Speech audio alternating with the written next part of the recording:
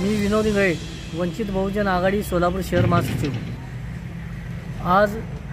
Doctor Babasaheb Ambedkar उद्यान नजीक येथील जुना सिटी बस डेपो हा बस डेपो बंद पडला आणि या ठिकाणी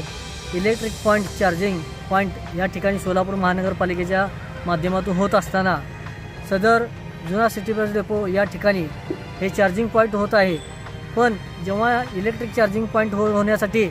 जे महानगरपालिकेने नियम अटी घातलेले आहेत ते नियम अटी धाब्यावर ठेवून या ठिकाणी सोलापूर महानगरपालिकेच्या माध्यमातून अथवा कंट्रक्शनच्या माध्यमातून या ठिकाणी सोलापुरातील अनेक झाडाची कत्तली होत असताना देखील त्याचाच प्रकार एक म्हणून या ठिकाणी जुना सिटी बस डेपो या ठिकाणी जे काम चालू आहे इलेक्ट्रिक बसेस चार्जिंगचं या ठिकाणी खुलेआम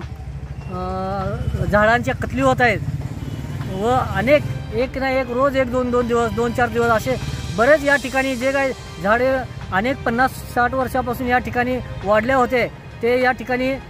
कापले गेलेले आहेत आणि संबंधित ठेकेदारांना आम्ही विनंती केली असता संबंधित ठेकेदारांनी महापालिकेवर आम्ही या ठिकाणी कंट्रक्शनच्या माध्यमातून आमचा परवाना आहे असं त्यांनी आरेरावीची भाषा वापरली आम्हाला। आणि या ठिकाणी आम्ही त्यांना बोललो की एक झाड जर तोडायचं असेल तर 50 झाडं लावणं हे महानगरपालिकेचा अथवा वन विभागाचा संकल्प असतो तो या ठिकाणी राबवलाही जात नाही। तर या ठिकाणी ते आम्हाला येथील कर्मचारी हे आमच्याशी उद्धट वागत आहेत। संबंधित महानगरपालिका व वन विभागाच्या माध्यमातून मी त्यांना विनंती करतो हे त्वरित काम थांबलं पाहिजे। जर हे काम जर नाही थांबलं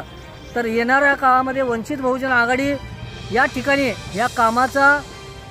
रूपरेषा आढावा घेऊन या ठिकाणी हे काम बंद करण्याचा आम्ही जाहीर इशारा देत आहोत। ताज्या बातम्यांसह ठळक घडामोडी पाहण्यासाठी